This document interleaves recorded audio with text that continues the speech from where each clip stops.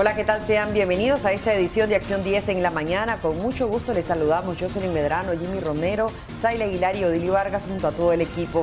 Que Dios siempre sea nuestro auxilio. Titulares de nuestro segmento Mirada Global son: Honduras, el país centroamericano, extraditará el expresidente Juan Orlando Hernández este jueves a las 7 a.m. Puerto Rico, la isla caribeña registra un aumento de 24% entre hospitalizaciones y positividad por el COVID-19. Iniciamos el detalle de nuestras informaciones y es que la madrugada de este jueves la Corte Internacional de Justicia de La Haya falló a favor de Nicaragua contra la demanda que había interpuesto contra Colombia por las violaciones de derechos soberanos y también por los espacios marítimos en el Caribe. Los detalles con nuestro periodista Ronald Rodríguez Solís.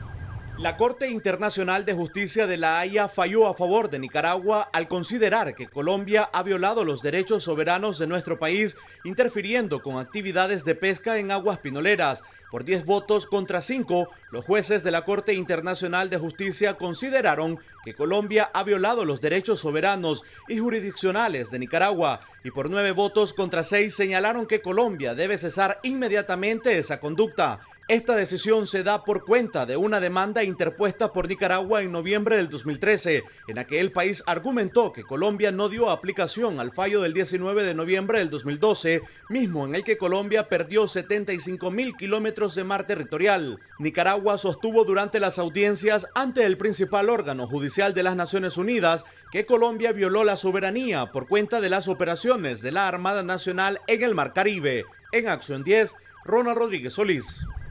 Y un fuerte sismo de 6.8 en escala Richter se registró la madrugada de este 21 de abril y el epicentro, según información, fue en las costas de Mazachapa. Veamos el reporte que nos brinda Ronald Rodríguez Solís. Un fuerte sismo de 6.8 grados en la escala de Richter se registró la madrugada de este jueves en gran parte del Pacífico de Nicaragua. Según información del Instituto Nicaragüense de Estudios Territoriales INETER, el temblor ocurrió a 54 kilómetros al suroeste de Mazachapa, con una profundidad de 25 kilómetros. La vicepresidenta de Nicaragua, Rosario Murillo, en comunicación con los medios oficialistas, dijo que no hubo reporte de daños. Frente a las costas de Pochomil, 6.6 de magnitud nos informa el INETER y estamos también hablando de la profundidad, 25 kilómetros me dijiste, ¿verdad? 23 kilómetros. Entendemos que se sintió por lo menos en todo el Pacífico. Según la página web de INETER, se han registrado al menos 6 réplicas en el sector de Mazachapa y el tránsito. En Acción 10, Ronald Rodríguez Solís. 2 jóvenes murieron en un accidente luego que la camioneta que se trasladaban se estrellara contra un alcantarillado en el municipio de Río Blanco. En el tramo de carretera Río Blanco-Guanaguas, 2 jóvenes que estaban trabajando para el relleno de una alcantarilla murieron de forma instantánea al írsele los frenos de la camioneta que andaban trasladando material. Como ellos están trabajando aquí en esta empresa, entonces llenaron la camionetita esa que miran ustedes allí, de arena, allí en el muñeco, y venían a dejarla aquí supuestamente, pero dicen que el que venía en la cabina, venían 2 pues en la cabina, venía un otro ayudante y venía el chofer, y agarró viaje desde allá arriba. Y seguro no sé que fue el nervio del muchacho que no pudo paronearse ahí, hacer algo por buscar un barranco o algo, sino venir hasta a estrellarse. ¿Su nombre, hermano? Alfonso Jarquín Alvarado. Gracias, hermano. De acuerdo a información, ambos fallecidos iban en la parte de atrás de la camioneta. Uno fue identificado como Erling Hernández Angulo, de 22 años, originario de la comunidad Los Placeres, y el otro, Eber Ramírez, de la comunidad La Isla, ambas del municipio de Río Blanco. Lo que miramos, nosotros estamos trabajando y cuando miramos que las camionetas se vino a todo viaje y le fueron los frenos, dice el chofer. ¿Cómo se llama el muchacho? Erling Hernández Angulo. ¿Cuántos años tiene? No me acuerdo, pero anda por los 22 años. Sí. ¿Y su nombre es? Orlando Hernández. Al lugar del accidente llegaron los bomberos, Cruz Rojista y la policía para las debidas investigaciones. Con cámara de Otoniel Mendoza, les informó David Mendoza. Seguimos con más información. Un hombre es atropellado por el conductor de una motocicleta. Esto sucedió en el barrio La Fuente, escucha bien, en Managua, al momento que sacaba la basura de su casa. Carlos Valle Quintero fue atropellado por el conductor de una motocicleta que supuestamente se dirigía a exceso de velocidad y en estado de ebriedad cuando se disponía la mañana de ese miércoles a llevar la basura hasta el camión recolector que se encontraba estacionado en las afueras de su vivienda, ubicada de la entrada del barrio La Fuente, 5 cuadras al sur. El inconsciente, aquel que está tomado, pasó a alta velocidad, cosa que un caponero y otros vehículos le dieron la pasada a él, pero él en su inconsciencia pasó y lo pasó atropellando. Él iba aventajando, él aventajó a 2 vehículos y una caponera. Y ahí fue donde él lo pasó levantando y donde solo pues miramos pues donde él cayó en el aire y pues pasó lo que pasó. El lesionado fue trasladado en una ambulancia al hospital Manolo Morales tras resultar con una fractura expuesta en el miembro inferior derecho.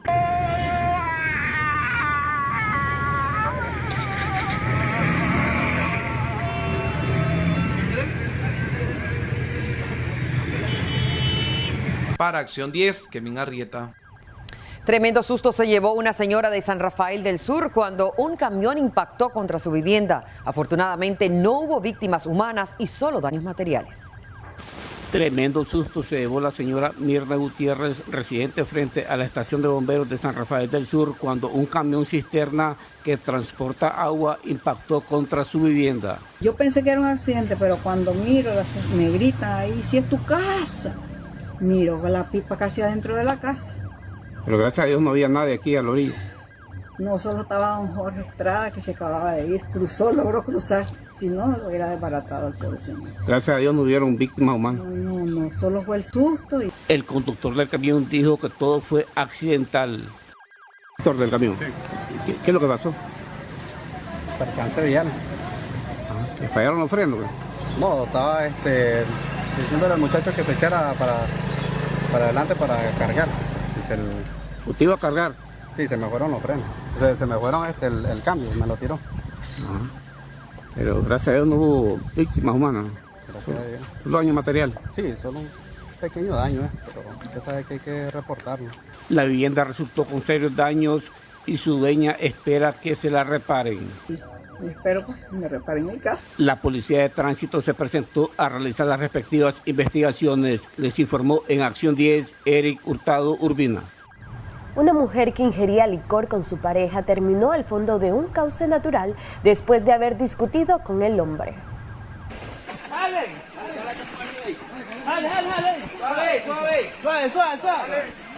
Una pareja que tomaba licor en las cercanías del Calvadito de San Jerónimo terminó discutiendo, llevándose la peor parte, una fémina de 42 años de edad, de nombre Darlene López, ya que se precipitó a un cauce natural de varios metros de altura. ¡Jalen! ¡Jalen! ¡Jalen! ¡Jalen! ¡Jalen! ¡Jalen! ¡Jalen! ¡Jalen! Dale, que ya la tenemos arriba ahí. Dale, que ya la tenemos. Suave, suave. Suave, suave, suave. Bomberos de Masaya y la Cruz Roja trabajaron por más de 30 minutos para rescatar el cuerpo de la mujer, que solo presentaba golpes y escoriaciones, siendo trasladada al hospital de esta ciudad. La Policía Nacional está investigando este hecho. Desde Masaya informó para Acción 10, Martín Orozco. Ahora les comento que un nuevo ataque contra indígenas en el río Coco Arriba, en la costa caribe norte de nuestro país, dejó como saldo 5 personas secuestradas, de las cuales 2 fueron encontradas muertas. Los detalles con nuestra corresponsal en la zona. Ante la omisión del Estado en realizar el saneamiento territorial que por décadas los indígenas han venido solicitando, petición que hasta la fecha no hay respuesta. A causa de esta situación continúan las muertes por conflictos de tierras.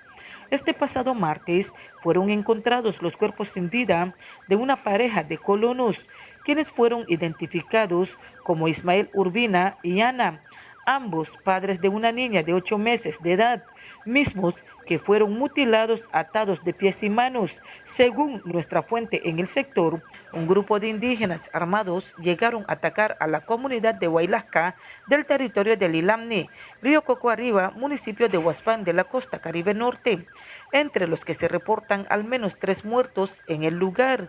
Ante este hecho, los colonos se rebelan y mandan a pedir que nadie intervenga, que ninguna autoridad se ha preocupado en intervenir antes durante y después de este problema. Mientras tanto, los indígenas aseguran que ya están cansados de la invasión de los colonos a sus tierras ancestrales. Además de destruir los bosques, han matado a los indígenas Miskitus y Mayangnas a sangre fría, donde han quedado en la impunidad. Y ante esta acción, ellos iniciaron a limpiar su territorio Lilamne para desalojar a los colonos, situación que ha desatado la furia de los misquitos. Este hecho debería ser una alerta para las autoridades competentes en buscarle una solución para evitar más derramamiento de sangre. Más de 50 indígenas han muerto a manos de los colonos a sangre fría, mientras que al menos 15 colonos han muerto a manos de los indígenas.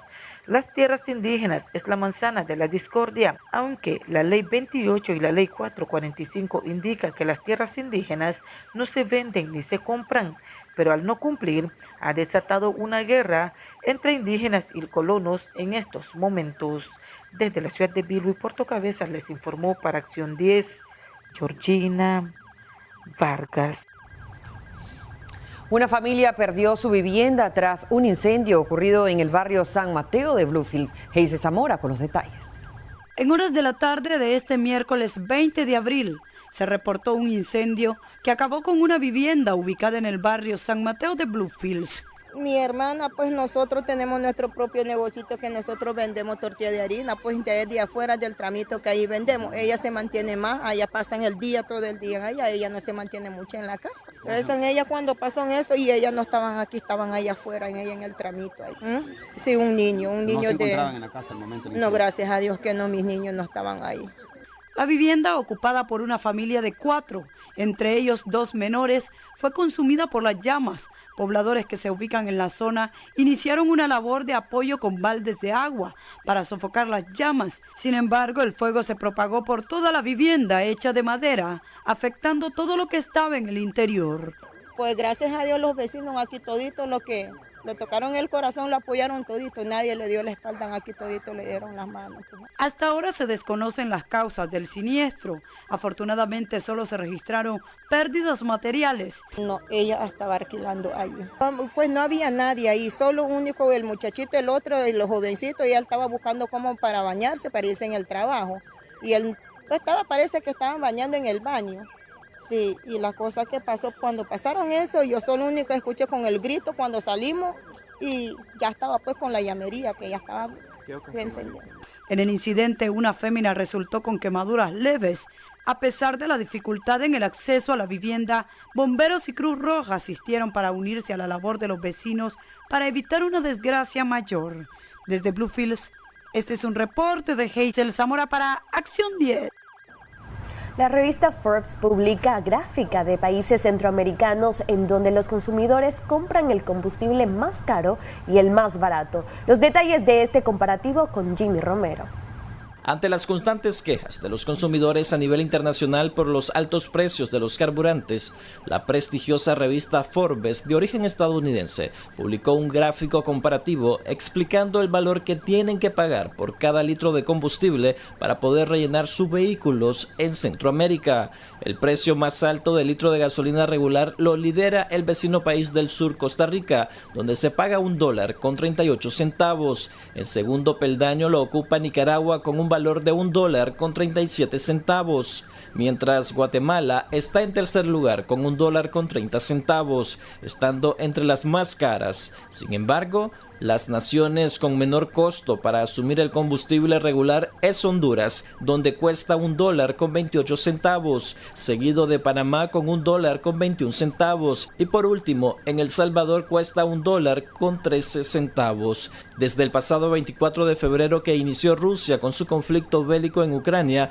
los precios del petróleo a nivel internacional se han disparado hasta los $140. No obstante, en la segunda semana empezó a descender, manteniendo entre los $105 a $110 el barril. Para mitigar los efectos económicos hacia los dueños de automotores, algunos países optaron por aplicar medidas públicas como subsidios o exenciones a la importación de la gasolina y el diésel. De igual manera, en algunos productos de la canasta básica. En el caso de Nicaragua, el gobierno, por medio del Instituto Nicaragüense de Energía INE y el Ministerio de Energía y Minas, También han anunciado desde hace 2 semanas el congelamiento de los precios del carburante y el gas licuado. Jimmy Romero, Acción 10.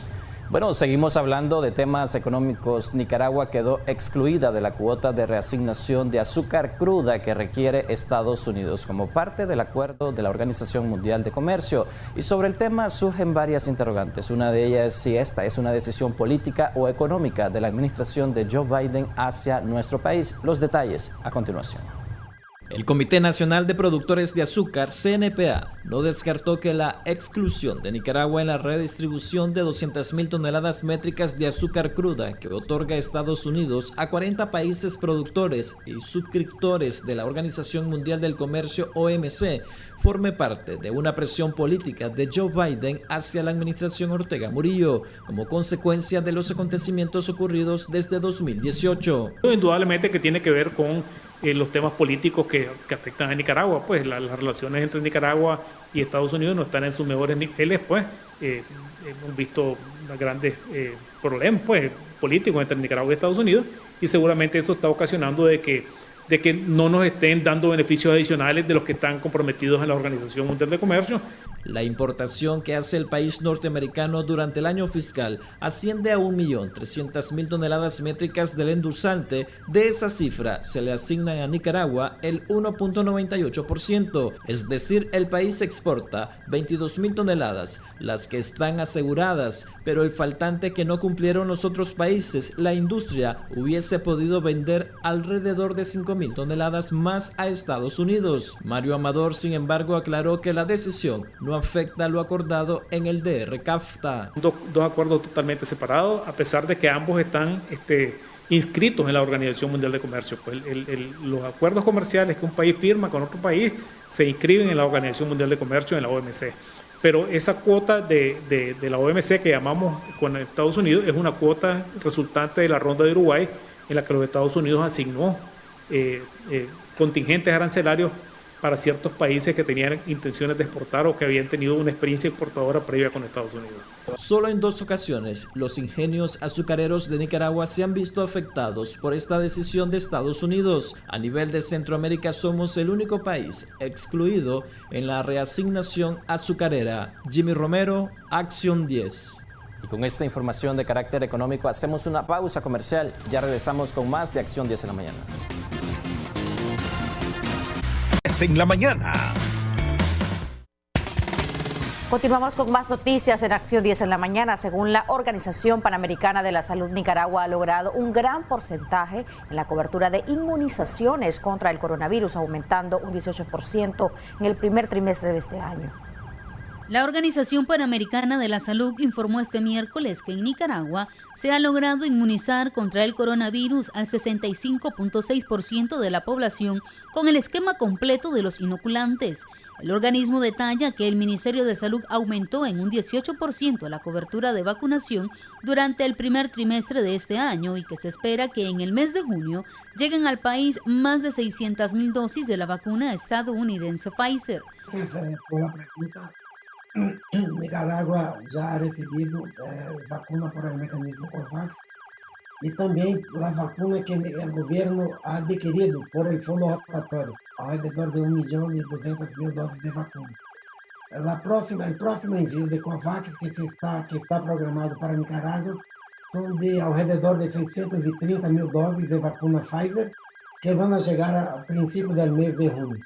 Gracias. Los expertos de la OPS aseguran que las cifras de contagios y muertes por COVID-19 en nuestro país son muy bajas en comparación a otras naciones. Esta observación de números absolutos como indicador de salud puede orientar, digamos, a entender que existe un menor riesgo en comparación con otras poblaciones. Sin embargo, es muy recomendable y siempre trabajamos así, en lugar de los números absolutos, de utilizar tasas de incidencia.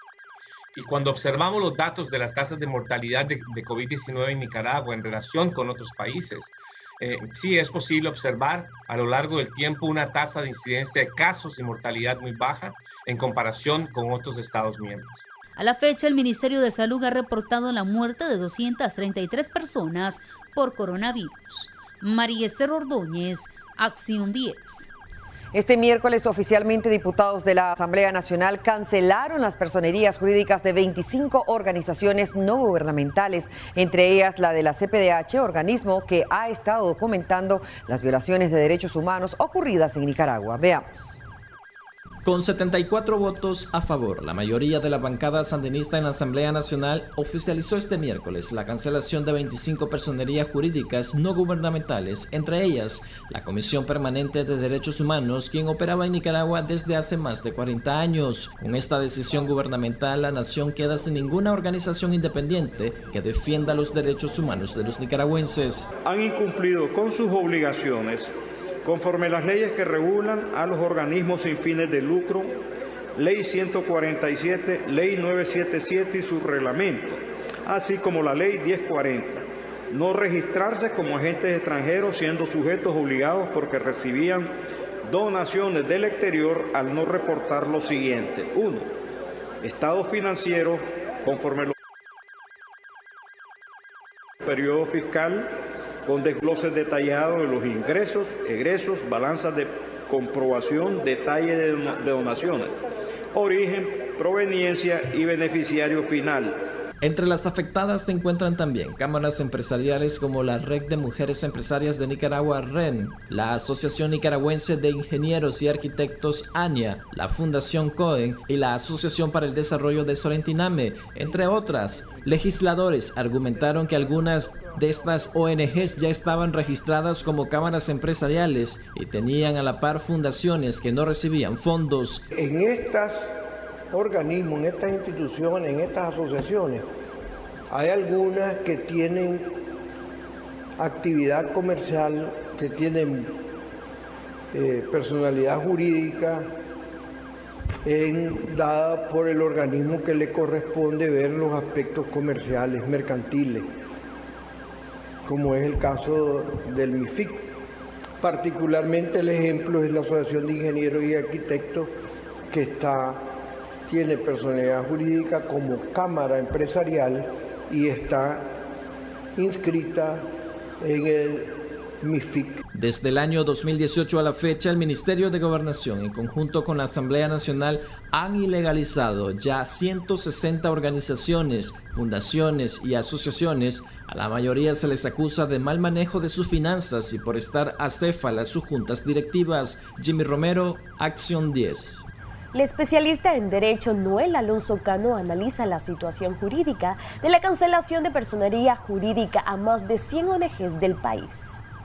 Para el experto penalista Dr. Noel Alonso Cano, la cancelación de personerías jurídicas a las casi 200 organizaciones no gubernamentales legalmente no tiene pie ni cabeza, porque organizarse es un derecho constitucional y universal. Ese derecho de organizarse, ese derecho de asociarse en las distintas formas, ya sean ONG, ya sean fundaciones, ya sean asociaciones de cualquier índole con diversos propósitos, por ser un derecho humano, por ser un derecho constitucional, no necesitan permiso de nada ni de ninguna autoridad para seguir funcionando. Irónicamente, el mismo Frente Sandinista no tuvo que pedirle permiso al dictador Anastasio Somoza para organizarse. El FSLN, en 1961, sus fundadores, a la cabeza Carlos Fonseca, no necesitaron el permiso de Somoza para organizarse como una organización que tenía como objetivo, primero y último, la toma del poder. Y el Frente Sandinista en el 61 hasta el 79 pasó 18 años como un organismo proscrito. El gobierno ha visto a algunas ONG un medio por el cual se hace evasión fiscal, pero también donde políticamente atentan contra la estabilidad de la nación. Este organismo, la CPDH, es un organismo que en los años 70, usted lee cualquier medio impreso de aquel entonces y usted va a ver cómo ese organismo defendía a capa y espada a todos los guerrilleros que eran capturados y torturados por el régimen somocista. ¿Y qué? ¿Eso no cuenta? ¿Eso no cuenta? Yo Yo pienso que sí debe de contar. Lo que conozco de cantera en Ciudad Sandino, porque me consta, y en otros lugares de Nicaragua, que ese es un organismo que financia a la juventud con cursos de computación, de carpintería, elaboración de queques para las mujeres, trajes, sastrería, un sinnúmero de oficios que la población, por ejemplo, aquí de Ciudad Sandino se ha visto beneficiada. Yo no sé si eso es subversión, yo no sé si eso es intentar derrocar a un gobierno. Yo pienso que no. Se estima que en el país existen 5.985 entidades sin fines de lucro. La mayoría han presentado debilidades cuando rinden su informe ante el Ministerio de Gobernación. Con cámara de Erasmo Hernández, José Abraham Sánchez, Acción 10. Y la firma de consultoría MIR presentó este miércoles los resultados del estudio de aprobación y gestión de los gobiernos en el continente americano. Pero ¿cuáles fueron los resultados? Kevin Arrieta nos brinda más detalles sobre este tema. Según el estudio, el presidente de El Salvador, Nayib Bukele, tiene el mayor índice de aprobación con el 76.5%, mientras que el presidente Daniel Ortega se posiciona con el 70% de aceptación, y en tercer lugar el mandatario mexicano Andrés Manuel López Obrador con el 57%. Las referencias de la información obtenidas provienen de encuestas confiables de cada país, las cuales fueron analizadas por la firma consultora MIR. Nos va dando, ¿no?, una señal de por dónde andan las cosas en el continente americano y cómo las poblaciones están reconociendo o están rechazando el trabajo que están realizando los gobernantes. Y yo creo que de alguna manera pues esto debe de ser una expresión, ¿no?, de cuáles son las inquietudes que tienen los pueblos en América Latina. Nosotros lo que estamos haciendo aquí es captando información, organizándola y sistematizándola para empezárselas a presentar a ustedes periódicamente. ¿No hay un dato preciso de cuántas personas en estos países fueron encuestadas? Sí hay. En este momento yo no lo tengo a mano, pero repito, insisto, usted entra ahí en la web y ahí va a encontrar toda la metodología y todo el tema de las personas y eso. Por su parte, consultados consideran que la posición en la que se encuentra Nicaragua no es la verdadera, debido a la inconformidad que existe en la población por la situación económica que atraviesa el país. Eso yo, solo que lo vea en las películas, no creo. Ese es el país que está más en quiebra ahorita. Y lo que también son los Ortega. Nosotros los nicaragüenses que estamos viendo las cosas aquí de cerca sabemos cómo está el país, sabemos cómo lo tienen. Estoy en desacuerdo. Si con costo comemos un tiempo ahora, todo, hasta la vida está carísima aquí ahorita. Solo para los sandinistas está barata. Y esto que los grandotes, los pobres están igual que nosotros. La moneda está demasiado devaluada. Ahora todo ha subido, hasta los pasajes han subido. Ya no se puede. ¿Quién sabe hasta dónde vamos a llegar? Pobre el que va sufriendo. Porque nosotros como vendedores a veces que no vendemos. Nos tenemos que botar la fruta. Pero la moneda está demasiado devaluada. Ya 10 pesos ya no se puede, ya no comes con 10 pesos. Bueno, no tengo ningún partido, pero vivo aquí en Nicaragua. Y lo que nos está haciendo falta aquí en Nicaragua es falta de trabajo. Después de El Salvador y Nicaragua, los países centroamericanos con menos aprobación son Panamá con el 31% y Costa Rica con el 18%, mientras que la gestión del gobierno del presidente de Estados Unidos, Joe Biden, es del 36%. Para Acción 10, Kevin Arrieta. En otras informaciones, a 4 años del asesinato de su hijo en las protestas ciudadanas iniciadas en abril del 2018, don Álvaro Conrado sigue demandando justicia. Un día como hoy, pero hace 4 años, fue asesinado el adolescente Álvaro Manuel Conrado Dávila, en ese momento de apenas 15 años de edad, cuando decidió ir a apoyar a los pobladores que se estaban manifestando en contra del gobierno en el sector de Metrocentro en Managua por las reformas al Seguro Social. Después del trágico suceso, su padre asegura que no descansará en su demanda de justicia. Nosotros siempre estamos pendientes sobre eso, que buscando la verdad y la justicia. La verdad que son 4 años de impunidad, como estamos ahorita. Ese día Alvarito Conrado recibió una bala en su cuello. Fue llevado de inmediato al hospital Cruz Azul, pero ahí le negaron la asistencia médica, por lo que fue llevado a otro centro asistencial donde se rindió a la muerte. Y el adolescente se convirtió en un estandarte de las protestas ciudadanas, pero sus familiares han tenido que enfrentar asedio y amenazas. No obstante, en los planes de don Álvaro no está irse al exilio. Por decir la verdad, no sé si van a hacer eso.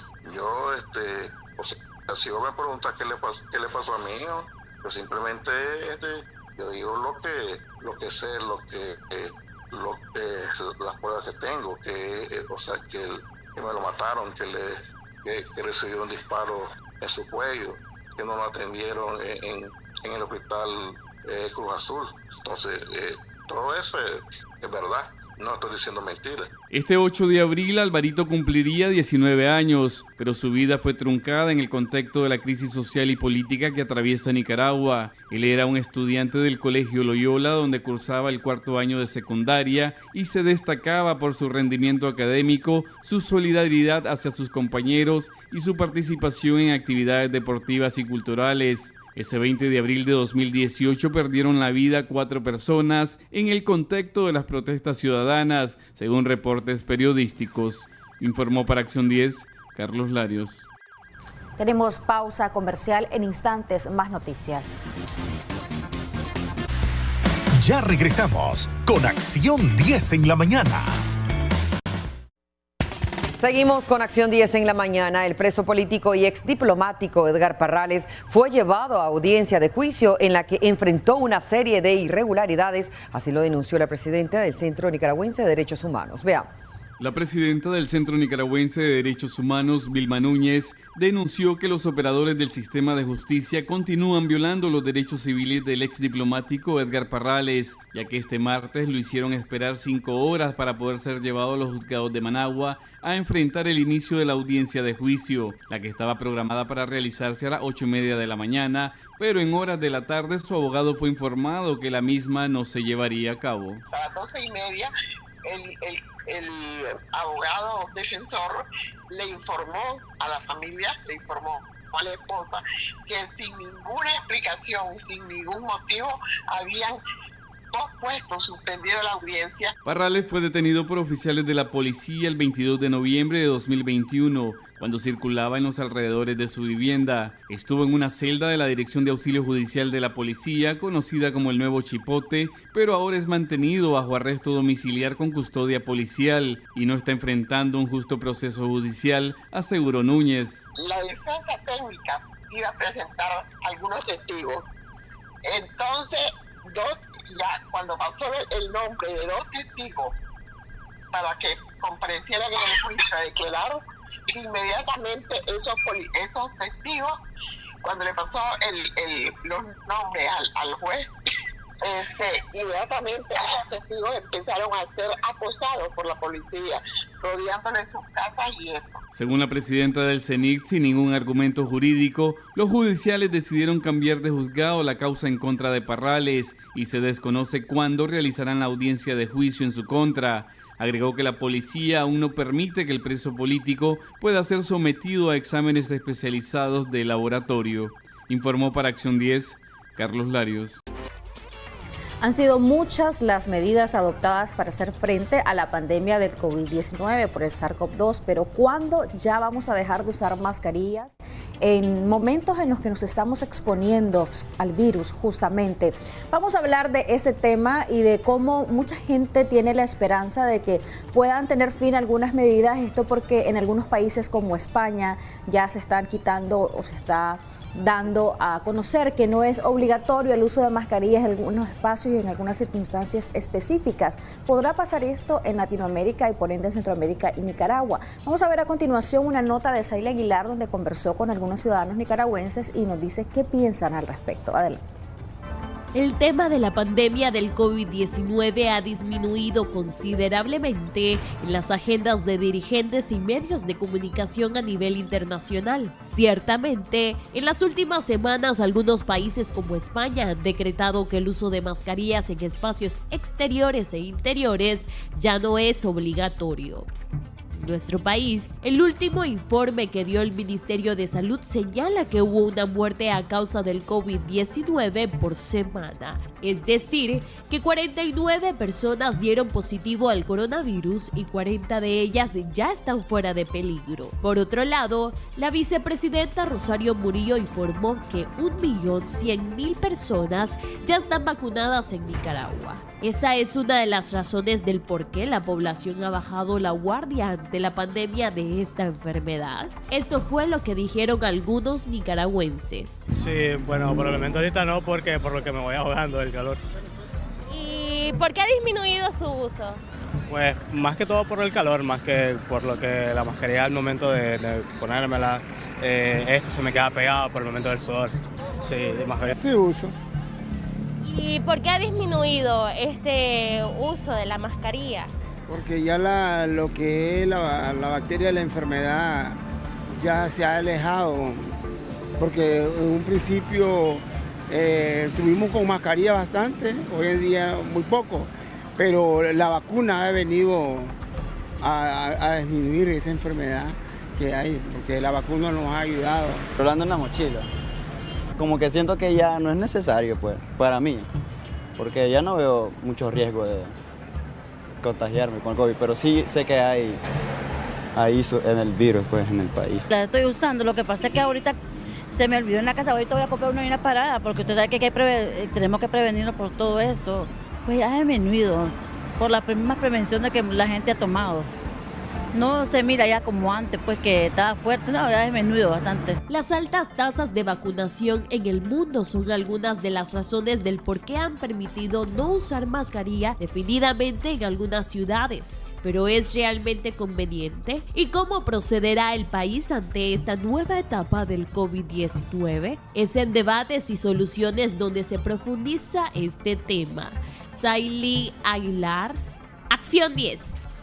Gracias, Saily Aguilar, y ahí conocíamos las impresiones de algunos nicaragüenses respecto a las medidas de prevención de COVID-19 ante esta pandemia. Muchos dicen que la pandemia puede ser declarada endemia en poco tiempo y que eso va a suavizar también las medidas de prevención ante el COVID-19, pero esa posibilidad realmente existe a un corto o mediano plazo. Vamos a conversar sobre la situación actual del COVID-19, qué debe hacer usted, cómo está el tema de la vacunación en nuestro país, con un experto en salud pública quien ya nos acompaña en esta mañana. Así es, Jocelyn, ya nos acompaña el doctor José Antonio Delgado, quien es experto en salud pública. Bueno, hay bastantes interrogantes en cuanto a si es necesario en estos momentos bajar la guardia contra el COVID-19. Se está hablando ya de no usar mascarillas en lugares públicos en algunos países y, sin embargo, en China, doctor, se ha anunciado más casos de personas fallecidas. Y también los confinamientos están bastante estrictos, ya que se contabilizan en Shanghái 2.841 nuevos casos de COVID-19. ¿Realmente es el momento en estos meses de bajar la guardia ante la pandemia o, como decía Jocelyn, podría generarse como una endemia la enfermedad? Bienvenido, doctor. Buenos días, un gusto, gracias por la invitación y como siempre quiero felicitar a todas las personas que han puesto su aporte para disminuir el impacto de la pandemia, aquella persona que en el mercado tiene su baldecito de agua y jabón para que los clientes se laven las manos, a esa persona que en la venta puso su plástico para evitar el contacto con las personas en las secreciones cuando hablan, a esa persona que en el bus le dice a los pasajeros, por favor, use la mascarilla. Yo quiero felicitar a todas las personas que han puesto un aporte personal para una responsabilidad colectiva en la contención de la COVID-19. Fíjate que en el tema de las enfermedades, pocas veces los médicos coincidimos con los políticos, los religiosos y los activistas. Entonces te voy a hacer un traslado rápidamente en la historia de Nicaragua cuando se manejó, por ejemplo, el tema del aborto. Entonces me dirían, ¿qué tiene que ver el tema del aborto con la pandemia? No, es que es un ejemplo de cómo a los médicos se les deja a un lado y opina el político, opina el activista, opina el religioso y al final hasta los abogados. O sea, en el tema del aborto los abogados se metieron a definir lo que es el aborto. Entonces en la pandemia pasa lo mismo. Yo traigo estos ejemplos a colación para que vean de que pues tenemos algunas cosas que explican el comportamiento de la población y el comportamiento de algunas instituciones en relación a la COVID-19. O sea, que no es de hoy que nos asustamos porque hoy actúan así, no, así han venido actuando desde siempre, o al menos tenemos antecedentes. Entonces, en relación a la pandemia, las medidas que se han tomado, evidentemente en todos los países han sido, en la mayoría de los casos, por las autoridades de gobierno, es decir, han sido políticas. Algunas han sido fundamentadas en la parte médica. Estados Unidos es un país que lógicamente tiene una influencia en todo el planeta Tierra de su comportamiento desde el punto de vista del manejo de la salud. Pero en el 2020 el manejo de la pandemia fue uno de los manejos más malos que ha habido, ¿no? Es decir, hasta el presidente de esa época recomendó tomar cloro, pues. Entonces mucha gente tomó cloro pensando que con eso se iba a curar. Hizo compras indiscriminadas de ivermectina y no sirvió.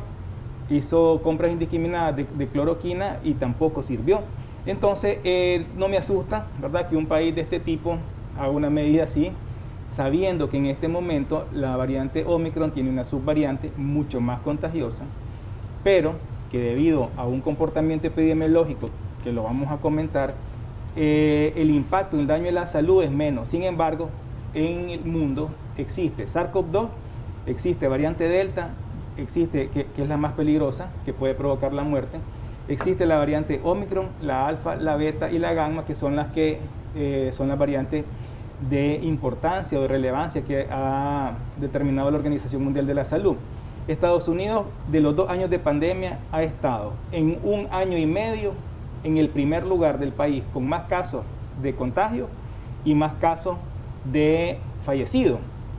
Entonces, el detalle, cuando recientemente, bueno, el uso de la mascarilla en lugares públicos como los aviones, los trenes, los buses, los centros comerciales, recién fue esta semana que un juez determinó que violentaba los derechos de las personas. Un juez que poco sabe de medicina, un juez que debe tener de asesor un médico que medio lo escucha, porque es un juez el que determina eso.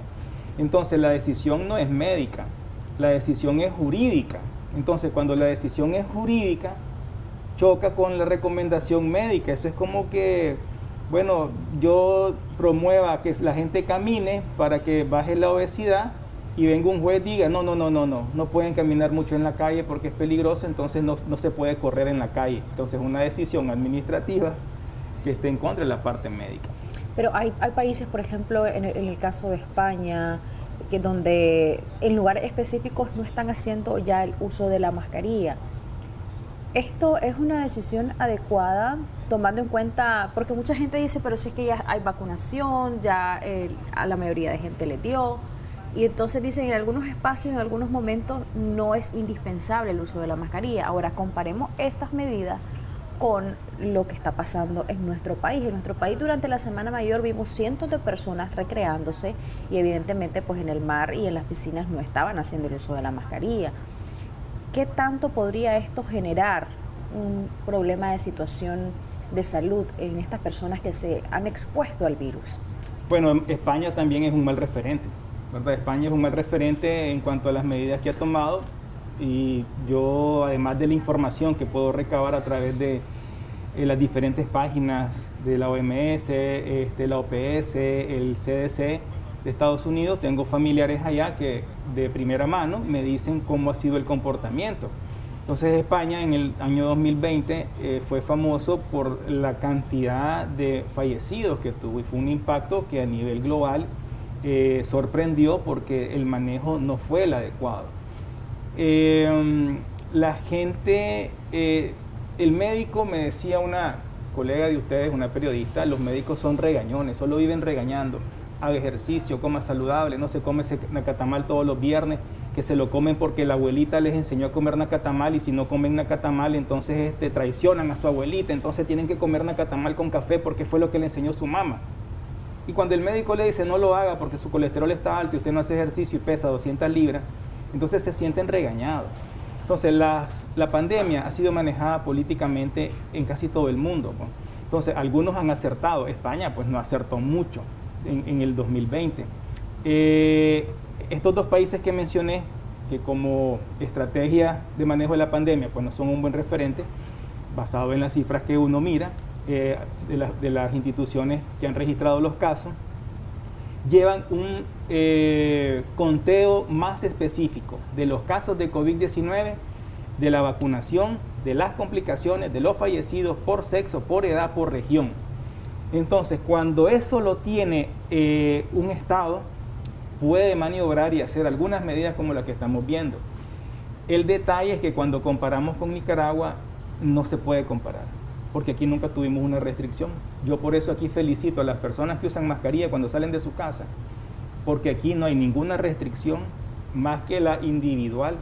Es decir, hay una decisión personal de una gran mayoría de los ciudadanos de que salen a las calles hoy con mascarilla, que andan su botellita de alcohol gel o alcohol líquido, que hay instituciones que aún permanecen los lavamanos afuera. Claro, ya no los pueden obligar a lavarse las manos, ¿verdad? Pero aún están los lavamanos afuera con jabón, con dispensadores de papel para secarse.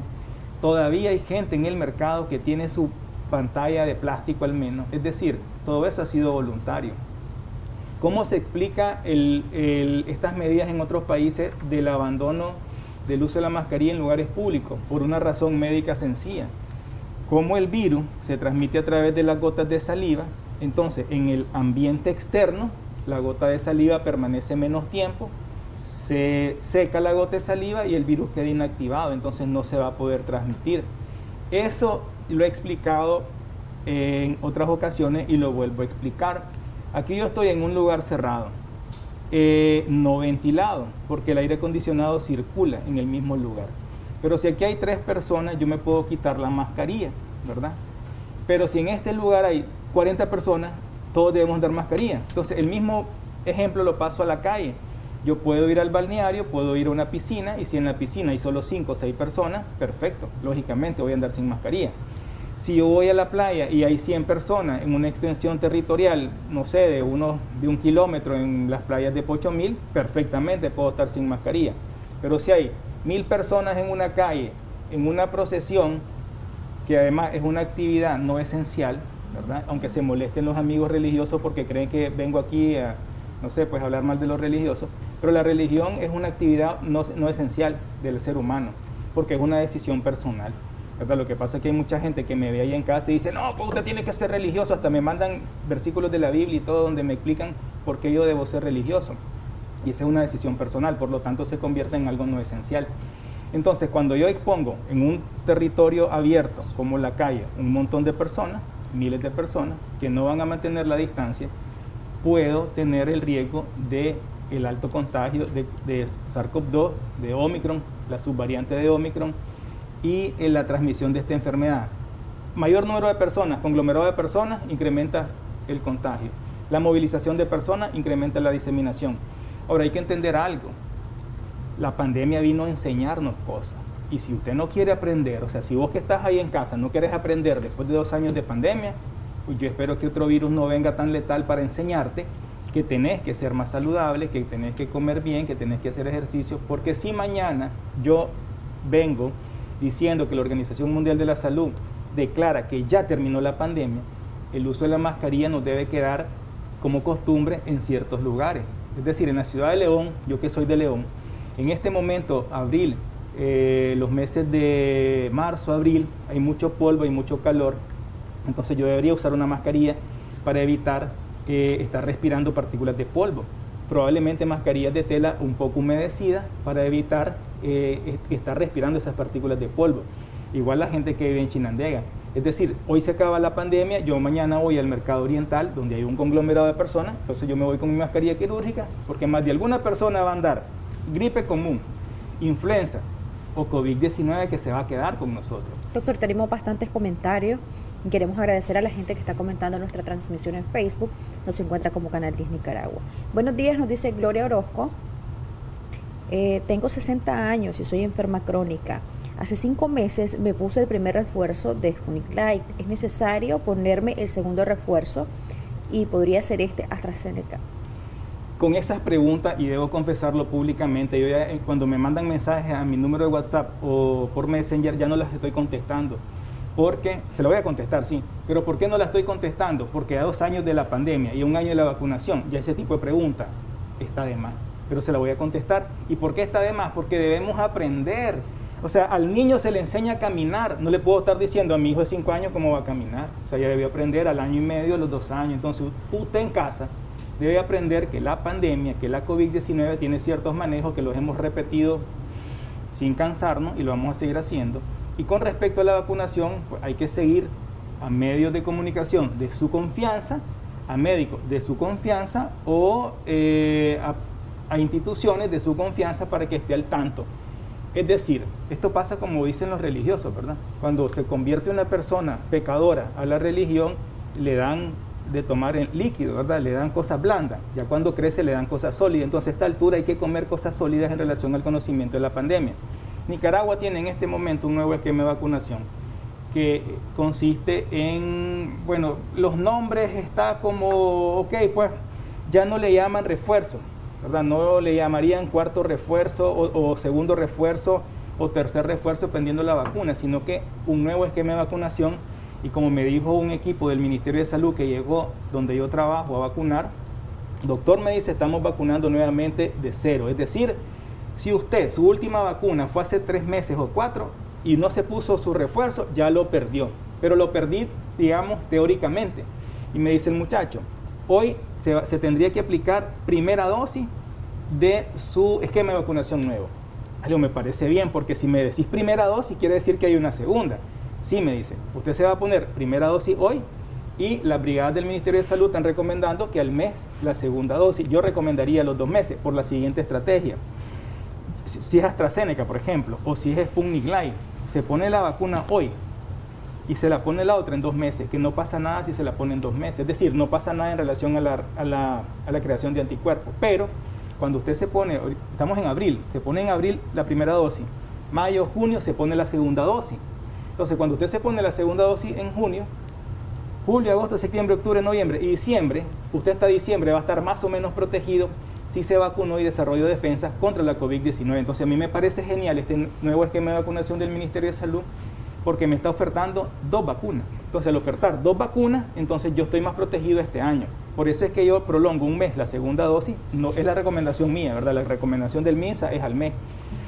Para estar protegido más o menos en diciembre, porque yo le digo a estos muchachos, ¿y será que en diciembre hay otra vacuna? Le digo, doctor, ¿quién sabe? Me dice, porque como tenemos 2 vacunas que se está aplicando a la población, casa a casa, o sea, ya no, solo que los agarremos a la fuerza y vacunarla a algún tipo de persona, porque ya cuando la vacunación es casa a casa, a mí me consta, y a la clínica donde yo trabajo han llegado 2 veces, y han vacunado a pacientes, incluso ahí la última vez vacunaron unos pacientes que estaban pasando consulta y aprovecharon. Entonces la ciudadana sí se puede poner el refuerzo. Se tiene que poner el refuerzo. Lo que pasa es que aquí en el país pues cambió el vocabulario del refuerzo. Yo en mi conteo personal voy a hablar de refuerzo, ¿verdad? Porque eso a nivel internacional así se habla. En Estados Unidos apenas en Estados Unidos están aprobando el segundo refuerzo, que sería la 4ª dosis. De hecho, yo he platicado con familiares allá y me dicen, les digo yo, en Nicaragua hay gente ya con 5 dosis, y se asustan, ¿verdad? Bueno, pues tenemos el que es más diferente. En lo personal, si la vacuna no me hace daño y me puedo poner más vacunas, al menos cada 6 meses, aunque sean distintas, aunque sea Sputnik, sí, una y la otra. Se ha demostrado por la necesidad, la necesidad, es decir, la escasez de vacunas nos obligó a combinar vacunas. Se acabó la primera vacuna, Sputnik V, en Argentina, no hallaban qué hacer, y la segunda dosis fue Pfizer y AstraZeneca.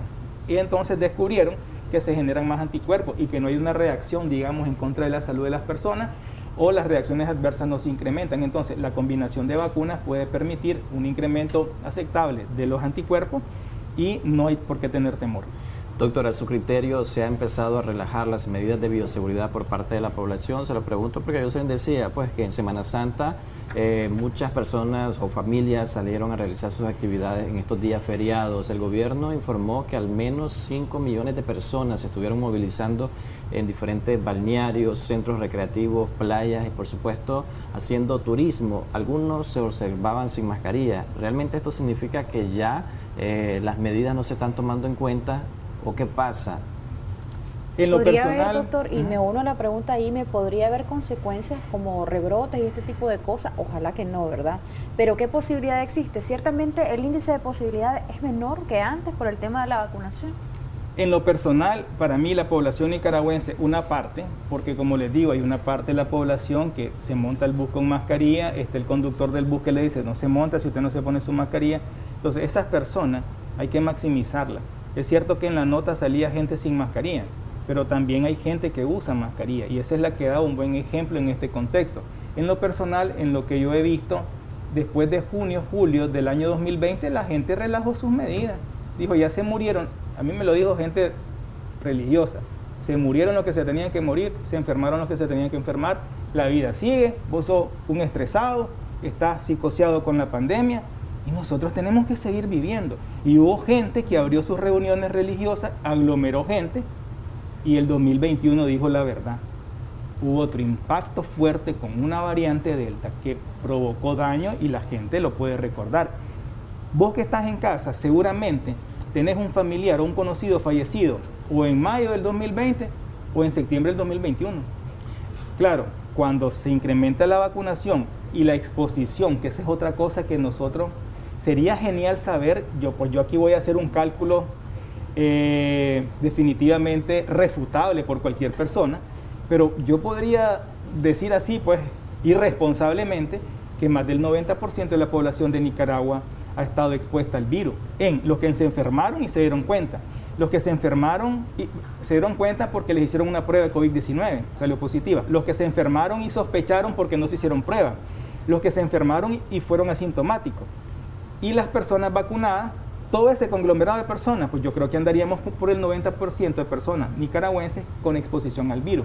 Lo que hace que todo ese comportamiento epidemiológico haya desarrollado la variante Omicron, que es menos letal, pero es más contagiosa. Entonces, ¿qué podemos esperar después de estas aglomeraciones? Que las personas en estos próximos 4 o 5 semanas se incrementen los casos de COVID-19 a expensas de Omicron, que es leve. Sin embargo, esto no exonera a las personas mayores de 50, 60 años, por ejemplo, con asma, con enfermedad pulmonar obstructiva crónica, obesas, embarazadas, mayores de 25 semanas, que puedan adquirir el SARS-CoV-2, la variante Delta o la Omicron, y puedan complicarse y morir. Por eso es que hay que ser preventivo, porque además tenemos influenza, además tenemos la gripe estacional. Es decir, tenemos que cuidarnos. El uso de la mascarilla en nuestro país no ha sido obligada, ha sido una decisión personal. Y relajar las medidas, por ejemplo, en los lugares, el cine, por ejemplo. El cine es un lugar cerrado, que la gente no mantiene la distancia. Pues aquí la película de Spider-Man y la del Doctor Strange, ahorita que se va a estrenar en mayo, se va a llenar. De hecho, ya están vendidas muchas salas de cine a su capacidad. Ahí hay que pedir a la gente que use mascarilla. En los lugares abiertos, siempre y cuando la cantidad pues sea proporcional a una distancia más o menos segura. Tenemos la ventaja que el impacto en salud es menos, pero no nos podemos confiar porque hay gente que lleva 8 meses con pérdida del olfato y no saben cómo recuperarlo.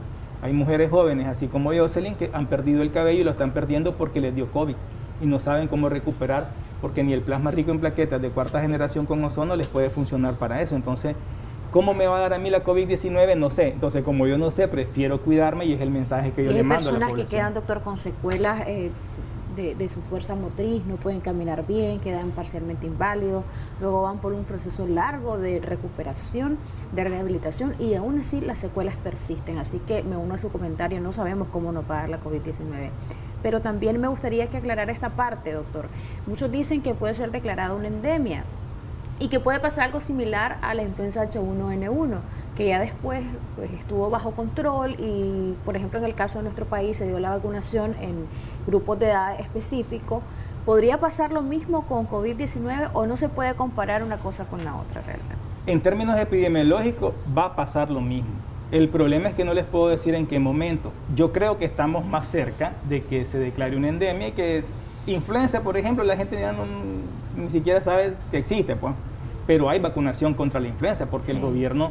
el Ministerio de Salud registra casos de influenza, pues no sé si hay fallecidos, pues no tengo ese dato, pero registra registra casos de influenza y por eso vacuna a población de riesgo, embarazadas, mayores de 50 años, los niños. En la jornada de vacunación hay una especial mención de la vacuna contra la influenza. Entonces, COVID-19 va a quedar de esa manera. Y van a haber casos que se van a morir por COVID-19 el año que viene. Claro, no va a pasar como el colapso de los hospitales, como sucedió acá en nuestro país en el 2020 y el 2021, como miramos en otros países. Probablemente eso no va a pasar porque la exposición al virus y a las variantes, más las personas que de alguna manera tienen inmunidad natural. Hay personas en nuestro país y en el mundo que se expusieron al virus y no les dio y ni les va a dar porque es una inmunidad natural que es difícil de explicar muchas veces. El ser humano se expone a otros virus y desarrolla defensas contra virus futuros. Hay gente en Nicaragua que probablemente se expuso a muchas personas con COVID-19 y no les dio nada y ni siquiera registraron anticuerpos porque fue rechazado el virus en ese cuerpo, más la vacunación hace que epidemiológicamente el ser humano como especie vaya teniendo más defensas que contrarresten el impacto de este virus y disminuyen el impacto de la enfermedad. Sin embargo, cuando se declara endemia y cuando digamos, bueno, ya la pandemia, ya el concepto de pandemia cambió y ustedes como Nicaragua y ustedes como Centroamérica o como Asia van a vivir con este virus de manera permanente, así como la influenza, pues vamos a tener que estarnos vacunando, vamos a tener que estarnos evitando, por ejemplo, algo que importante sería, en algunos lugares de conglomerados de personas, cerrado, la aplicación o tener acceso a la prueba de COVID-19, porque eso sería bueno. Si a esta institución viene alguien estornudando con dolor de cabeza, que podría ser COVID-19, se hace la prueba, no es, y entonces ya manejamos de una manera diferente el caso. Doctor, ¿cuál es la COVID-19 predominante en Nicaragua? Porque a nivel internacional, en el caso de países de Europa, se han detectado nuevas variantes, como es el caso de la XD, XE y XF. ¿Cuál es el nivel de incubación y esto qué tanto podría afectar al mundo? ¿Realmente este es un campanazo de alerta? Fíjate que lo que ha dicho la Organización Panamericana de la Salud es que tenemos la variante Omicron acá. No he escuchado si tienen la subvariante. La variante predominante en Nicaragua y en el mundo, epidemiológicamente hablando, es la variante Omicron, que es la variante de más contagio, pero de menos impacto. Por eso es que hemos visto en el país mucha gente que incluso se ha enfermado 2-3 días, y a lo mejor fue COVID-19 por la variante Omicron, que se caracteriza en un cuadro clínico predominante por dolor de garganta, y un dolor de garganta como con sensación de sequedad y que les duele. Entonces, más o menos es una de las características. Por eso yo decía anteriormente, tener la facilidad de hacerme una prueba de COVID-19 para, no solamente desde el punto de vista epidemiológico, sino para la proyección pronóstico, ¿verdad? Es importante. Ahora, en el mundo apenas se han vacunado el 65% de la población con una dosis. Necesitamos llegar al 80% con 2 dosis. Se han aplicado 11.4 billones de vacunas. Nosotros somos 7.7 billones de personas, pero cuando ya hablamos de las dosis, pues ya es otra situación. Y en cuanto a las nuevas variantes que se están presentando a nivel mundial, doctor, tal es el caso de la que le mencionaba, la XD, la XE y la XF, que en el caso de Reino Unido y España que se han detectado. Sí, hay otras que se han detectado en Sudáfrica, no se han convertido en variantes en subvariantes o variantes de preocupación, pero todas vienen de la última variante, que es la Omicron. Hay muchas variantes y muchas subvariantes, es decir, pero no son de preocupación. Lo que pasa es que cada país la estudia y la publica, ¿verdad? Lo que vos mencionás, viene este país, hace los análisis, los estudia y lo publica, pero son análisis por país. No es un análisis directamente desde la Organización Mundial de la Salud y que diga, bueno, esta es una variante que la detectamos en Inglaterra o la detectamos en Sudáfrica y también la detectamos en China, en Estados Unidos, en Brasil, ¿verdad? Pero sí, por eso es bueno el estudio epidemiológico. Sería interesante saber los comportamientos epidemiológicos, por ejemplo, acá en nuestro país, porque, un ejemplo, ¿verdad? Si yo supiera que en X ciudad hay más casos, entonces yo evito viajar a esa ciudad por el momento. Si yo supiera que en tal barrio hay más casos, entonces yo evito viajar a esos barrios. Ya lo vivimos, lo que pasa es que hay que recordarnos, ¿verdad?, los pasados recientes. Con la epidemia de la influenza acá en Nicaragua, incluso se cerró colegio y fue noticia en algunos medios, cerró el Ministerio de Salud un colegio por un caso de un niño y se detectaron 3 sospechosos. Eso es lo normal y lo común comportamiento en los casos de epidemias de enfermedades de este tipo que son altamente contagiosas porque son por vías respiratorias. Es algo esperado, ¿verdad? No hay por qué asustarnos. En Nicaragua tenemos la fortaleza de que se ha incrementado la vacunación, pero aún tenemos personas que no se han vacunado. Hay gente que está viendo el programa que no se ha vacunado. O sea, increíble. Y hay gente que dice que ya no van a usar la mascarilla en ningún momento y en ninguna circunstancia. Le voy a leer un mensaje, un comentario. Ángela González nos dice: el uso de mascarilla no es moda, que ya pasó y no la seguiré usando. Es una decisión personal. Tenemos que ser sensatos y hacer uso de nuestra propia libertad como seres humanos. No podemos ser egoístas y andar en la vida sin mascarilla exponiendo a los demás, nos dice otra persona, en este caso Marta Aguilar. Hasta por los pobres médicos tenemos que cuidarnos, ellos son la primera línea de defensa ante la pandemia. Nos dice Mayela Cisne: buenos días, mi esposo y yo nos pusimos la 4ª dosis el 30 de marzo y la segunda nos corresponde el 30 de abril. ¿Está bien ponerla en esa fecha? Según responder la última pregunta, según el esquema del Ministerio de Salud, lo pone al mes. Mi recomendación es que lo haga a los 2 meses, sobre todo si es AstraZeneca, porque no pasa nada en relación a la generación de anticuerpos, pero me protege hasta diciembre la segunda dosis. Pero usted se la ponga al mes o se la ponga a los 2 meses, está bien, o sea, no hay ningún problema.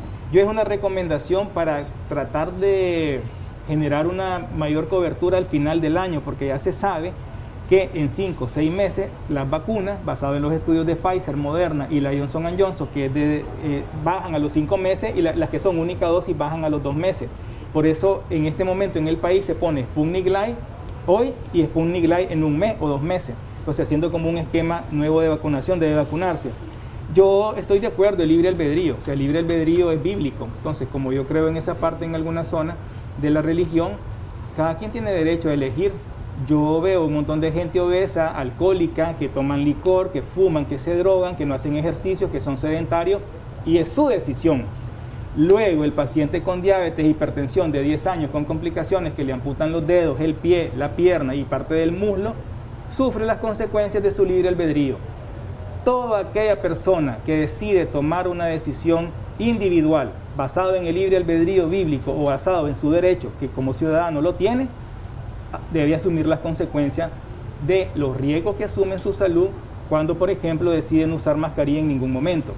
El día que le dé COVID-19 se va a acordar que está haciendo uso del derecho que aplicó de no cuidar su salud. Lo mismo pasa con el obeso, lo mismo pasa con la persona hipertensa que no se toma pastilla o con el paciente con diabetes que le ora al Señor de que el 3 leches que se va a comer no le va a hacer daño y es su libre decisión, no podemos hacer nada. Sin embargo, la recomendación médica no es flexible, los médicos complacientes le hacen daño a la salud a los pacientes porque yo no puedo decirle a un paciente hipertenso, échele a los jocotitos, échele sal, porque mire, al final se va a morir y disfrute de comerse el jocotito con sal, porque la sal le hace daño. Entonces no puedo dar una recomendación de que deje de ser una persona sedentaria y que utilice la escalera eléctrica en los centros comerciales, o sea, que se vaya por la escalera que no es eléctrica. Decisión personal, yo les digo, esta es una enfermedad colectiva, esta es una enfermedad que tiene una decisión personal y cada quien hace uso de ese derecho. Muchas gracias, doctor, por habernos acompañado. Si quiero finalizar, solo quiero finalizar diciéndoles de que hay que tener paciencia, la pandemia se va a acabar, eso es seguro. Vamos a pasar la pandemia endemia y vamos a pasarla como estamos viviendo la influenza en este momento. Pero tengan paciencia, no se desesperen, sigan cuidándose y una vez que termine la pandemia, el uso de la mascarilla va a quedar para ciertas situaciones especiales, como en otros países que lo utilizan hasta por el smog que expulsan los vehículos. México, algunas ciudades de China utilizan mascarilla por el smog, la alta contaminación que tiene la ciudad. Entonces acá, si usted vive en León, en estos tiempos tolvanera, pues va a usar mascarilla. Si usted vive en Chinandega, va a usar mascarilla en determinadas épocas para proteger sus vías respiratorias, sobre todo aquellas personas con ya problemas respiratorios. Tenga paciencia, las cosas se van controlando, usted va viendo que hay menos casos graves de la enfermedad, un poco de paciencia y pronto vamos a tener más libertades en cuanto al uso de la mascarilla y a otras medidas, pero el lavado de manos pues debe permanecer y tratar de cuidar su salud mental, física, espiritual y emocional. Gracias, doctor. Gracias, José Antonio Delgado, nuevamente por acompañarnos acá en Acción 10 en la mañana. Ahora es momento de irnos a una pausa comercial. Ya regresamos con más de Acción 10 en la mañana. Así es, continuamos con más de Acción 10 en la mañana, esta vez con un tema de mucho interés para usted. ¿Qué significa la resistencia a la insulina? Para eso nos encontramos ya con el doctor Javier Bravo, que nos estará explicando este tema. Un gusto, doctor, de estar compartiendo este espacio con usted. Gracias, Ailey, una vez más aquí en la revista Acción 10 en la mañana. Primeramente, siempre darle gracias a Dios por un día más de vida. Hablar de la resistencia a la insulina es un término poco común, que algunos pacientes pues obviamente no lo van a entender, pero sí podemos decir que resistencia a la insulina es cuando se está produciendo demasiada insulina en el cuerpo producto de los altos consumos de carbohidratos o de azúcares. ¿Qué quiere decir esto? Que a medida que el paciente come de 3 a 4 a 5 veces en el día, se está produciendo mayor cantidad de insulina para que esa cantidad de glucosa o azúcares que el paciente está ingiriendo pueda ser utilizado por la célula como fuente de energía, ya sea para el músculo, para el cerebro, para el corazón, para cualquier utilización que tenga el cuerpo que hacer. ¿Qué sucede? Que cuando el paciente está ingiriendo demasiada cantidad de azúcar, no le da chance al páncreas de estar produciendo mayor cantidad de insulina.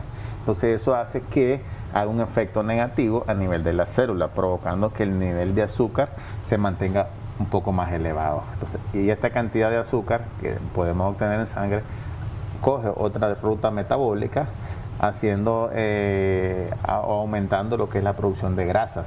Por esa razón es que el paciente empieza a subir de peso, y es ahí la razón porque hablar de resistencia a la insulina es cuando un paciente ya está con obesidad, ¿ya? Algunos pacientes dicen que yo he subido de peso y por eso es que me dio diabetes, pero no. Primeramente da este tipo de síndrome para llegar a lo que es la parte de la prediabetes o la diabetes en este caso. ¿Cómo se visualiza la resistencia a la insulina en el paciente y qué debería alarmarlo? Claro, esto es muy importante porque si bien es cierto, pues los televidentes que ahorita mismo nos están viendo se pueden dar cuenta que uno de los signos o síntomas, podríamos decir, que podemos identificar en un paciente es que tengan manchas en el cuello, o que la gente le dice, ve, me he estado lavando el cuello, me he estado aplicando limón, me aplico bicarbonato y lo que sea, y el cuello siempre lo ando, ellos dicen curtido, pero no es más que mancha oscura caracterizado por este problema de resistencia a la insulina, que en término médico se conoce como acantosis nigricans. Pero también este tipo de coloración las pueden tener en los nudillos, las pueden tener en la región del codo, las pueden tener en la región de los pies, en las rodillas, en ciertas partes expuestas al exterior, y eso también nos puede conllevar a que este paciente tiene problemas tanto del metabolismo como resistencia a la insulina. Y por último podríamos ver aquellos pacientes que tienen obesidad abdominal. ¿Qué significa la obesidad abdominal? El aumento de la circunferencia abdominal. Eso nos puede orientar a nosotros que ese paciente puede estar en sobrepeso o en obesidad, o obesidad 1, grado 2 y grado 3, pero ¿cómo podemos identificar eso? A través de la fórmula que ya está estandarizada, el índice de masa corporal, que consiste en el peso sobre la talla al cuadrado. El paciente hace esos efectos matemáticos y podrá encontrar un valor arriba de 26, 27, 28. Lo normal es menos de 26.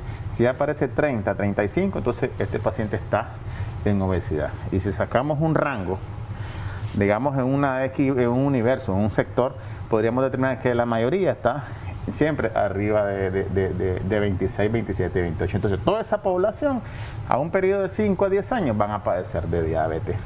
Pero primero van con el síndrome de resistencia a la insulina, la prediabetes, y caen a la diabetes. De repente al amigo televidente le puede surgir la duda, esta inflamación en el área abdominal y las manchas en las zonas que usted previamente mencionó, ¿solo significa esta enfermedad o tiene otras razones? Normalmente, como estamos asociándolo a la enfermedad que estamos hablando, la resistencia a la insulina, sí, podríamos decir que es exclusivamente por ese problema, pero la resistencia a la insulina puede ser también ocasionada por otro problema mayor, por ejemplo, un cáncer de páncreas, donde no te esté produciendo insulina, una afectación renal, ¿ya? Una afectación hepática donde la insulina haga su efecto. Entonces hay otras condiciones médicas que te pueden conllevar a ese efecto. Pero en aquel paciente sano, aparentemente, porque la mayoría de los pacientes te dicen, no doctor, yo me siento bien, yo no me siento absolutamente nada, yo bebo, un ejemplo, me bebo mis 3, 4, 5 cervezas semanales y yo me siento bien, pero cuando van a hacerse los exámenes de laboratorio encontramos que ya hay un nivel de glucosa fuera del rango pero que el cuerpo lo acepta a ese nivel. Y es cuando el paciente lo diagnosticamos, ya lleva por lo menos de 3 a 4, 5 años de padecer de diabetes, pero el cuerpo se ha adaptado tanto que no presenta la sintomatología. Entonces, la sintomatología evidente va a ser siempre aquel paciente que aumenta de peso exageradamente. Ese paciente tiene tendencia a padecer no solo de diabetes, también de hipertensión. Entonces, por esa razón es que no solo se analiza lo que es la parte de la diabetes en este caso, también se analiza otros eventos que te pueden conllevar, por ejemplo, los triglicéridos y los colesteroles. Como habíamos dicho, que la cantidad de azúcar excedente en sangre se puede convertir en grasa y eso se almacena en diferentes partes del cuerpo, te aumenta de peso, te aumenta el colesterol, el triglicérido y lleva un riesgo de infarto. Es decir, que todo esto va de la mano. Entonces, por eso es importante que los pacientes que una vez lleguen, digamos, a una etapa de 40 años, o 30 o 40 en adelante, que son sedentarios, que no tienen una dieta balanceada, que tienen alto consumo de alcohol, que se hagan sus exámenes de laboratorio, porque estos pacientes pueden estar en un evento en el cual más adelante se pueden complicar con facilidad. Inclusive, ya hemos tenido pacientes que apenas no se les ha diagnosticado la resistencia a la insulina, no se les ha diagnosticado la diabetes y ya tienen lo que se llama disfunción eréctil. Y eso es como consecuencia de la misma diabetes. Pero como no se ha diagnosticado, porque nunca se hizo los exámenes, pero sí ya tuvo una manifestación diferente. También pacientes que tienen neuropatía diabética, que llegan con esa sintomatología, pero si es que yo no soy diabético, doctor, pero le mandaba a hacer los exámenes, ya están en síndrome metabólico o ya están en prediabetes. Una vez que el doctor determina que este paciente tiene resistencia a la insulina, ¿puede mejorar ese paciente? Perfectamente. Esa es la condición médica, que este paciente puede retroceder y volver a una vida normal, de no ser diabético. Si se detecta a tiempo, si sigue las orientaciones del médico, como eliminando los azúcares, haciendo un poco de ejercicio, cambiando los hábitos alimenticios y evitando pues, bebidas que te puedan conllevar aumento de los niveles de glucosa en sangre. En caso que ese paciente logre retroceder, ¿esa enfermedad puede volver a aparecer? Sí puede volver a aparecer, ya, pero más largo tiempo. Si en la condición que estaba el paciente te puede aparecer en 2 años, retrocediéndola, con buen peso, con cambio de hábito alimenticio, esa enfermedad puede aparecer en 10 o 15 años. ¿Ves? ¿Qué tan cerca está esta resistencia a la diabetes o prediabetes? Te podría decir que está a la vuelta de la esquina. Si este paciente no mejora de un día para otro, en menos de 5 días puede tener ya la diabetes. ¿Y qué es la diabetes? Nada más, solamente es un valor mayor del límite de corte que nosotros tenemos como estándar. Es decir, paciente diabético con glucosa en ayuna mayor de 126 ya podemos decir que es diabético. Pero si le hacemos un examen de glucosa y tiene 120, ya no podemos decir que no es diabético, porque los cortes ya están estandarizados. Pero ¿qué va? De 120 a 126 es mínimo. Si se come algo, inmediatamente se le eleva. Y está la otra, que es la glucosa después de las comidas, que también se hace y determina su problema de diabetes. Pero si ese paciente ya tiene factores de riesgo, paciente con obesidad, paciente con malos hábitos alimenticios y con un nivel de glucosa de 120, yo diría que ese paciente ya debería someterse a tratamiento hasta controlarle sus niveles de glucosa, controlarle su peso y luego verificar si disminuyendo el tratamiento puede mantener su nivel de glucosa normal. ¿Cuáles son sus recomendaciones generales para todos esos amigos televidentes que hoy pasan por esa situación? Lo primerito es que traten de buscar a su médico, a su médico de cabecera, porque yo sé que muchos de los que nos están escuchando tienen su médico de cabecera, están de manera continua con ellos, le llevan sus casos, sus expedientes y todo.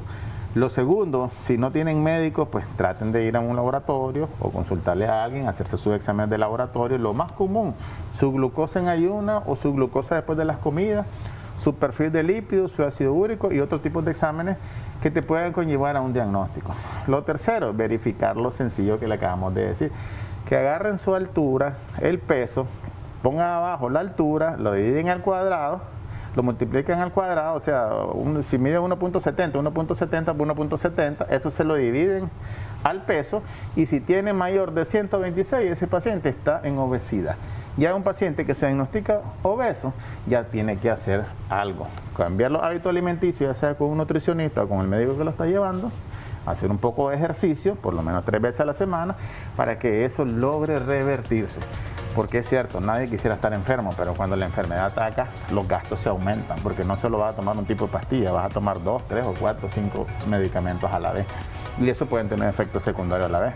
Entonces es importante y recomendar a los pacientes que hay que cuidarnos. Así como nos cuidamos del COVID, que tuvimos medidas extremas, también hay que cuidarnos de la diabetes, porque la diabetes está avanzando, paso agigantado. Si antes éramos 350 millones, vamos a llegar a 500, después a 700 y cuando miré, somos un montón de cantidades de gente con la diabetes. ¿Solo una persona obesa puede padecer de esta enfermedad? Exactamente no, pero existen factores de riesgo que te pueden llevar a la diabetes. Por ejemplo, la persona delgada que mucho consume alcohol, ¿verdad? O que tiene antecedentes familiares, esa persona puede desarrollar la diabetes y no precisamente.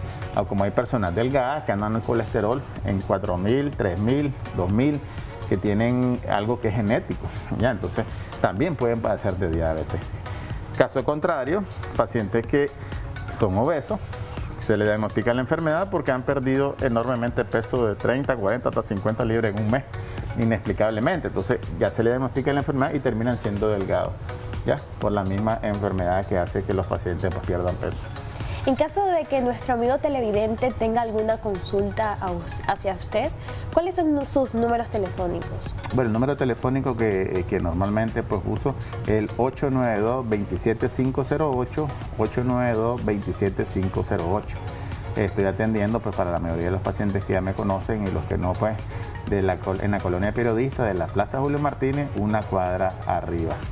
Cualquier cosa pues se contactan y hacen la previa cita, pues porque realmente atiendo solamente por las tardes, después de las 4:30 de la tarde, incluyendo pues los sábados. Pero es importante lo que te decía, hay que cuidarnos. Ahorita con esto de la Semana Santa sé que mucha gente rompieron su dieta en todo el sentido de la palabra, pero aquellos que se cuidaron antes para la Semana Santa les puede ir bien, pero aquellos que no se cuidaron antes de la Semana Santa y se cuidaron durante la Semana Santa, puede ser que les vayan mal. Muchas gracias, doctor, por todas esas recomendaciones y por supuesto por compartir este espacio con nosotros. Gracias a ustedes igual. Con esa excelente información vamos a una pausa comercial, pero ya regresamos con mucho más de Acción 10 en la mañana.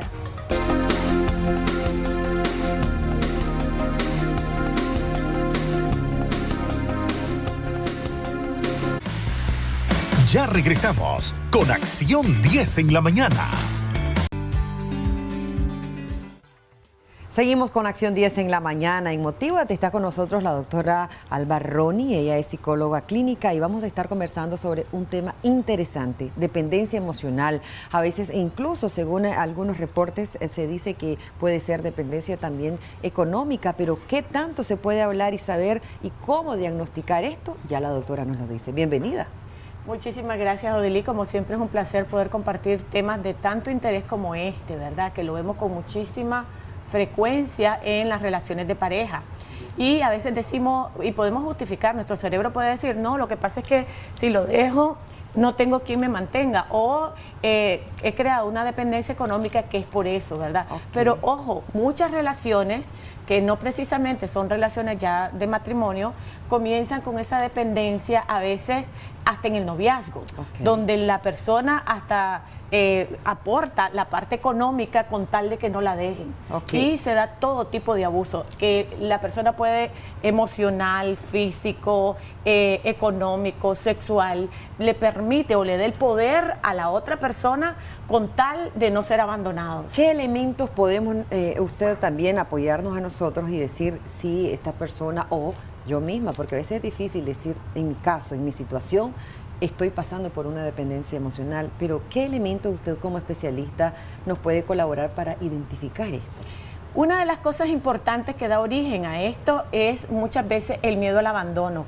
Cuando traemos en nuestra niñez abandono, ya sea por papá, por mamá o por personas muy importantes en la vida de la persona, puede sentir de que en algún momento va a volver a ser abandonado. Entonces crea una necesidad de apego enfermizo hacia las demás personas. Y ojo, se da bastante en la relación de pareja, pero una persona que tiene una dependencia hacia el afecto de alguien o la necesidad de tener a alguien, se da también no solamente en la pareja, sino que se traslada a las relaciones, ya sea de trabajo, ya sea las relaciones de amistad o cualquier tipo de relación. Entonces, el miedo al abandono, el miedo al rechazo, el miedo a quedarnos solo, a la soledad. Hay personas que no saben vivir solo. El problema de baja autoestima, que a veces desde niño le vamos diciendo, es que vos no servís para nada, es que lo que vas a hacer es una persona tóxica o no vas a servir en la vida. Y le vamos bajando la autoestima al niño, que muchas veces ni cuenta nos damos, es que siempre sos un cochino, siempre sos un aquí, siempre sos un allá. Y le señalamos a nuestros hijos solo los errores. Y vamos bajándole la autoestima, que cuando son adultos, ellos necesitan tener a alguien más importante que ellos en su vida para tener un valor, un sentido de la vida. Entonces es importante cuidar el autoestima de nuestros hijos para que ellos no desarrollen dependencia en edades posteriores, donde el miedo al abandono y ese sentido de inferioridad hace que otra persona tenga el poder de ellos para no sentirse invalidados totalmente. Ok, 2222-7808, si usted desea hacer alguna consulta con nuestra especialista, ya está disponible la línea para que nos pueda llamar en este momento, 2222-7808. Doctora, usted hablaba algo muy importante, desde temprana edad del noviazgo, como usted lo decía, ¿verdad? Entonces, ¿cómo hacer? Porque si están adolescentes o ya en la flor de la juventud, como se dice, y ese enamoramiento, esas maripositas en el estómago, y a veces no analizan que están teniendo esa dependencia emocional, ¿cómo hacer? Bueno, yo creo que es bien importante, primero, tener una muy buena autoestima y reforzar el autoestima. 1, 2, el enfoque de la importancia debe ser hacia uno mismo primero y después a la otra persona. Creo que tenemos llamadas, ¿verdad? Sí, muy buenos días. Adelante, ¿le escuchamos? Aló, sí, buenos días. Buenos días. Doctora, sí. Yo estuve 17 años con mi esposo, nos separamos, pero, o sea, él me hace falta en la forma, pues, el trato que él me dio. Pero no sé si es por el trato o es amor, pero yo siempre, ya tenemos 5 años separados, pero siempre lo lloro, siempre pienso en él, y busco cómo llamarlo, pero él se me niega a entenderme. Y cuando él tiene problemas me llama a mí. Y cuando él me llama me da una esperanza que vamos a volver. Pero no es así, sino que parece que cuando él tiene problemas con la persona me busca a mí. Casi fueron como 18 años de matrimonio. Y entonces parece que cuando él siente la ansiedad que yo le hago falta, me busca. Y yo siempre lo llamo, pero cuando él puede me responde, cuando no. Pero él me da una esperanza y parece que esa esperanza es la que me motiva a mí de tener ese sentimiento. ¿Qué puedo hacer? El varón, me da su número de teléfono, porfa. Déjenos su número que tiene en este momento disponible usted para que la doctora también le haga una cita y le obsequie, ¿verdad?, esa consulta muy interesante. También preguntarle a usted, ¿su ex esposo tiene otra familia? Por lo visto sí, tiene otra persona. Ok, ya nos cortó. Ok, por lo que pude entender, su ex esposo tiene una nueva pareja y está hablando de una separación de 5 años. Si la relación no funcionó y se llegó a romper ese lazo matrimonial, tuvo que haber habido algunas razones para llegar a ese punto, y tanto así que él tiene otra relación, y es importante comprender que si él quisiera volver con usted, él hubiera terminado o estaría terminando primero su relación antes de comenzar una nueva relación con usted. Como cerrar ciclos, doctora. Exactamente, porque si él todavía tiene una persona con la que él le debe lealtad, va a ser exactamente igual con usted o con las otras personas con las que él esté. Entonces es bien importante saber que ahí hay un apego enfermizo, porque siento que lo que usted acaba de decir, él la usa. Porque dice, cuando él tiene problemas me llama. O sea, cuando él me necesita, yo estoy para él. Pero mi necesidad emocional, estoy buscándola o queriéndola llenar con una persona que no está disponible, porque está en una relación, que no está disponible porque no me ama, que no está disponible porque decidieron romperse esa relación, no está disponible porque la busca para necesidades y no porque quiere. Y es bien importante entender, muchachos, cuando nosotros decimos, ¿por qué yo estoy en esta relación? ¿Porque te necesito o porque elijo estar en esta relación? Entonces, si yo digo que te necesito, eso no es amor, eso es dependencia. El amor se elige, el amor es una decisión que se va cultivando entre dos personas. Y cuando hablamos de amor, hablamos del bienestar, de la alegría, de la felicidad, tanto para mí como para esa persona. Porque si esa persona está con otra pareja y esa persona está feliz, yo debo estar contenta por esa persona y dejar y soltarlo. Ahora, ¿qué es lo que está pasando con esta persona que acaba de llamar?